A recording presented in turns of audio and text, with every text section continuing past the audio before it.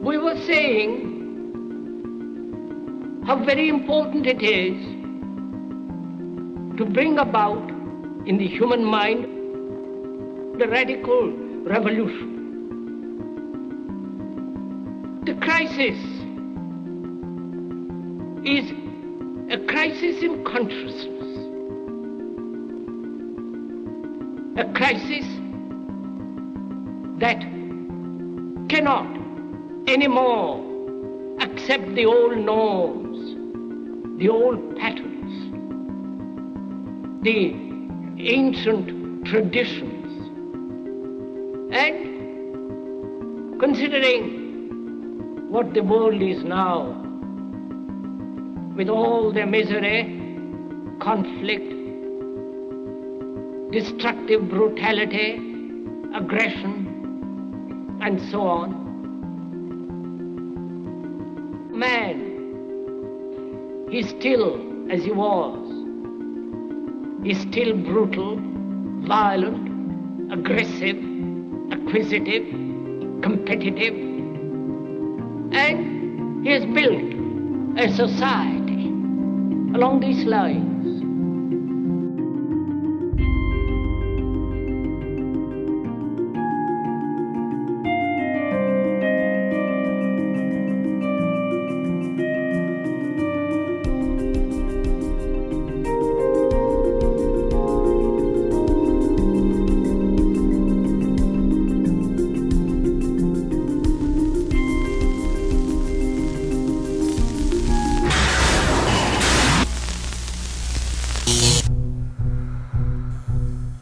Get up on your little 21-inch screen and howl about America and democracy. There is no America.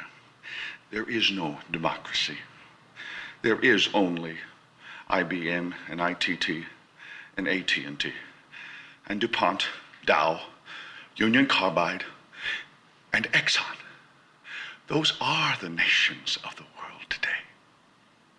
What do you think the Russians talk about in their councils of state? Karl Marx? They get out their linear programming charts, statistical decision theories, Minimax solutions, and compute the price-cost probabilities of their transactions and investments, just like we do. We no longer live in a world of nations and ideologies, Mr. Beale. The world is a college of corporations, inexorably determined by the immutable bylaws of business. The world is a business, Mr. Beale. Economic hitmen really have been the ones responsible for creating this first truly global empire. And we work many different ways.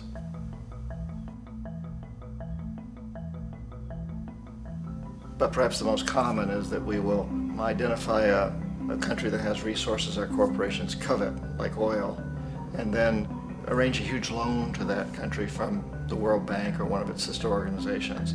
But the money never actually goes to the country. Instead, it goes to our big corporations to build infrastructure projects in that country, power plants, industrial parks, ports, things that benefit a few rich people in that country, in addition to our corporations. Ecuador, for many, many years, had been ruled by pro-U.S. dictators, often relatively brutal. Then it was decided that they were going to have a truly democratic election. Jaime Roldos ran for office, and his main goal, he said, as president would be to make sure that Ecuador's resources were used to help the people. And he won, overwhelming, by more votes than anybody had ever won anything in Ecuador. And he began to implement these policies to make sure that the profits from oil went to help the people. Well, we didn't like that in the United States. I was sent down as one of several economic hitmen to change Roldos, to corrupt him, assassinate him. As soon as the plane crashed, the whole area was cordoned off. The only people allowed in were U.S. military from a nearby base and some of the Ecuadorian military. When an investigation was launched, two of the key witnesses died in car accidents before they had a chance to testify.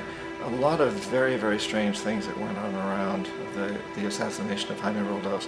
I, like most people who've really looked at this case, have absolutely no doubt that it was an assassination. And of course, In my position as an economic hitman, I was always expecting something to happen to Jaime, whether it be a coup or assassination, I wasn't sure, but that he would be taken down because he was not being corrupted. He would not allow himself to be corrupted the way we wanted to corrupt him.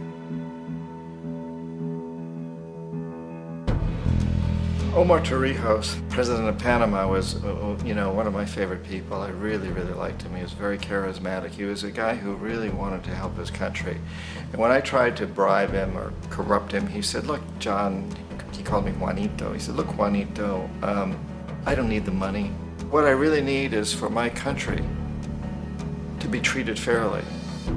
I need for the United States to repay the debts that you owe my people for all the destruction you've done here. I need to be in a position where I can help other Latin American countries win their independence and be free of this terrible presence from the north that you people are exploiting us so badly. I need to have the Panama Canal back in the hands of the Panamanian people. That's what I want. And so, leave me alone. Don't try to bribe me. It was 1981, and in May, Jaime Roldos was assassinated. And Omar was very aware of this. Torrijos got his family together and he said, I'm probably next, but it's okay because I've done what I came here to do. I've renegotiated the canal. The canal will now be in our hands. He just finished negotiating the treaty with Jimmy Carter. In June of that same year, just a couple of months later, he also went down in an airplane crash, which there's no question was executed by CIA-sponsored jackals. Now, if that isn't a hazard to this country, how are we going to keep building nuclear weapons? You know what I mean? What's going to happen to the arms industry when we realize we're all one? It's going to fuck up the economy. The economy that's fake anyway. The economy that's fake anyway. The economy that's fake anyway. The economy that's fake anyway. The economy that's fake anyway. Which would be a real bummer. You can see why the government's cracking down on the idea of experiencing unconditional love.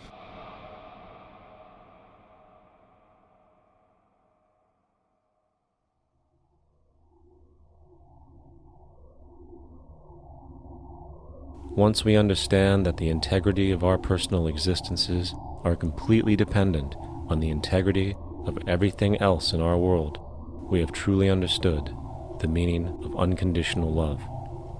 For love is extensionality, and seeing everything as you and you as everything can have no conditionalities. For, in fact, we are all everything at once. If it's true that we're all from the center of a star, every atom in each of us from the center of a star, then we're all the same thing. Even a Coke machine or a cigarette butt in the street in Buffalo is made out of atoms that came from a star. They've all been recycled thousands of times, as have you and I. And therefore, it's only me out there. So what is there to be afraid of? What is there that needs solace-seeking? Nothing. There's nothing to be afraid of because it's all us. The trouble is we have been separated by being born and given a name and an identity and being individuated. We've been separated from the oneness, and that's what religion exploits, that people have this yearning to be part of the overall one again. So they exploit that. They call it God. They say he has rules. And I think it's cruel. I think you can do it absent religion. What we are trying during all these discussions and talks here is to see if we cannot radically bring about a transformation of the mind. Not accept things as they are, but to understand it, to go into it, to examine it, give your heart and your mind with everything that you have to find out a way of living differently.